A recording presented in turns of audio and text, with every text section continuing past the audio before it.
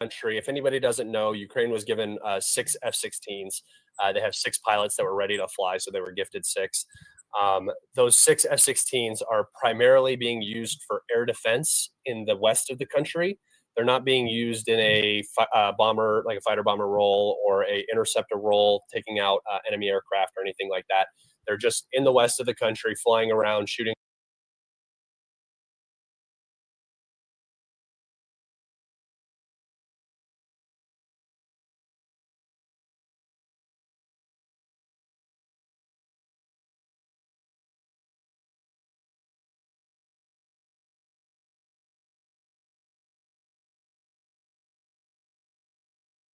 down missiles and drones. Um, so the first story we had was the one that I reported on, and that was the Ukrainian Air Force Base in Kaminsky region, which is in western Ukraine. It was the primary base that we thought F-16s would be established at because F-16s require a lot of logistics and very high quality airfields. In fact, we later figured out after the Ukrainians doxed themselves, that the F-16s were in the Ivano-Frankivsk region, but when the strike was going on, these strikes last hours, these planes are raised and they were flying around shooting down drones and missiles. In the middle of this, they landed at this airbase for refueling and rearmament. This will take 30 minutes, 40 minutes, sometimes depending. And during that time, when the plane was on the ground, the Russians struck the base with multiple, likely hypersonic weapons, and likely destroyed the F-16, potentially more than one F-16 on the ground, along with their primary propaganda pilot that had been in a lot of the Ukrainian propaganda about these F-16s. So that was the first story. That was the one that I chose sort of to believe because the timeline made sense and it just kind of made sense to me. The next one was the official Ukrainian story that came out immediately.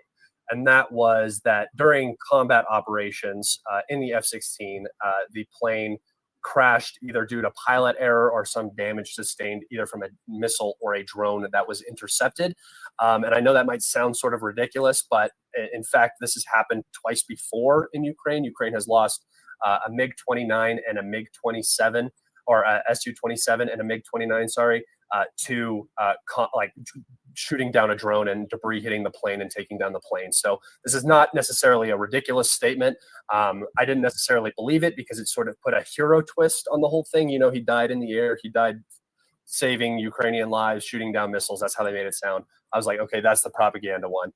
And then I think the Western story came out because the Western story, the next story that the Ukrainians started pushing was that this was potentially a friendly fire incident where a Patriot air defense battery had fired upon the F-16.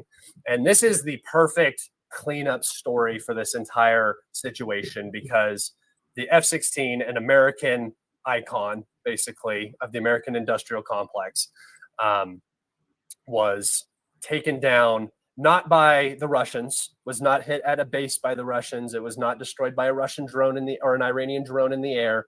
It was destroyed by their own air defense system because a Ukrainian made the mistake. So this is like the most perfect symbolic comment to make about this war. And it's exactly what I talk about with Ukraine just getting thrown under the bus and forgotten about is no, the Russians didn't hit the F-16. It was your guys' fault for shooting it down with the only weapon that could shoot it down, which was the American Patriot. It's just all too clean and too proper and too nice for me. Again, not impossible. And no matter what happened, I would say it's rather distressing that you lost an F-16 in the first month of having them in operation, either on the ground, which is horrible. Losing an airframe on the ground, especially in the west of the country, is a really bad look. Losing it to a drone interaction is really bad because that means you can't even deal with unmanned aerial vehicles like lawnmowers flying through the sky without taking down your own planes. It points to massive pilot incompetency and stuff like that. So that's another bad look. Or you have a friendly fire incident where your blue on blue target recognition isn't working and your air defense operators are so incompetent that they think an F-16, an American airframe looks anything like a missile, a drone, or a Russian airframe. They look entirely different on radar. They have completely different radar signatures. So if they did shoot it down, it was a massive mistake, and it was bad. And immediately after this, the commander of the Ukrainian Air Force was removed from his position by Zelensky. So why would you remove the commander of the Air Force for a mistake of a lowly air defense operator? Maybe you're just trying to put the blame on somebody and make it look like it's solved, and the West can not ask questions about it. We got rid of the problem. My opinion on this is that he was removed because of the information leak that happened at the base where these planes were being stored.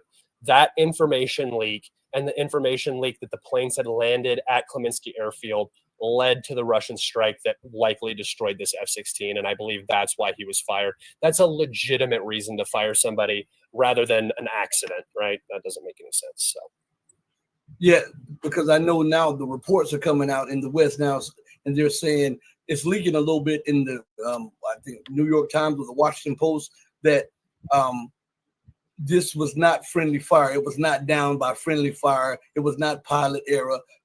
They won't say that it was a Russian strike that took the plane out. They would just say that it was not pilot error, and they are not believing the story that it was friendly fire. I think this is the United States trying to double back and cover itself after putting out its version of the propaganda. Well, I mean, they didn't want to deliver any of this. They didn't want to deliver these F-16s. The war was never supposed to get to this point. That's the thing, is the war was never supposed to get to 2023. The Russian was supposed to collapse. So this isn't plan A. Plan A was to get Ukraine to take the East and then join NATO as a whole country, and that would be the end of it. And then you could use Ukraine against Russia. There was never supposed to be a war. Plan B was if Russia calls your bluff and they go in, you're going to sanction them to high hell. And then plan C was, oh shit, none of that worked. What are we supposed to do? I guess we'll just keep funneling crap into the country and try to do as much damage, and hopefully the Russian government collapses or something over this long attrition battle or whatever. Didn't happen. And now, they didn't want to deliver these F-16s. I'm sure those F-16s were promised at a time where they thought they would never have to deliver them. And this war has just been drug out and continued for so long. Same goes for the Abrams that the U.S. delivered. We delivered 31 of them. It's like nothing. It's not even worth the time to train people and get logistics set up for them and stuff. But we did it because it's just a show, because we can't really deliver a lot of Abrams. Like, this is the thing, is we don't have engines. We have boneyards filled with bodies of these Abrams, but we don't produce the engines. So the engines are really the bottleneck of the Abrams program. And the U.S. needs every single engine we have for our own, military. And so it's just a common trope. And yeah, I do think it is a perfect cover up. It is the ultimate, the Russians didn't do anything, we did it to ourselves, which is just, I don't know. If you're believing that, I feel like your logic and reasoning skills don't go very deep. Hey, Scott, man, I thank you for joining me on this platform. We got to get you back on here, man. You kick, like I told you, you kick butt, man. I really appreciate you joining, and I'm going to send you the link to the video. You can post it. Yeah, thank you, man. I appreciate it. Thank you for having me on. All right, man. And thank you so much, Scott, man. Be blessed, be safe out there. Yeah, you take care and have a great day. All right, you too, man.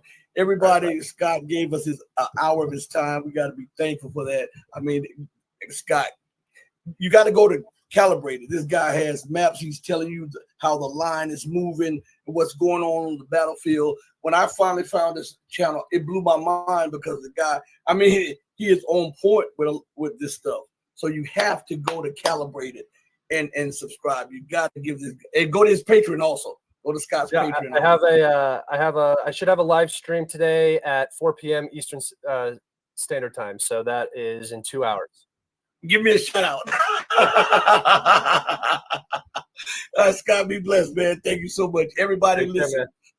I want to thank each and every one of you for joining me on this platform, the most powerful platform for truth, bar none. Remember, that I love you if you love truth, but know that the love that I have for you will always pale in comparison to the love that God has for you.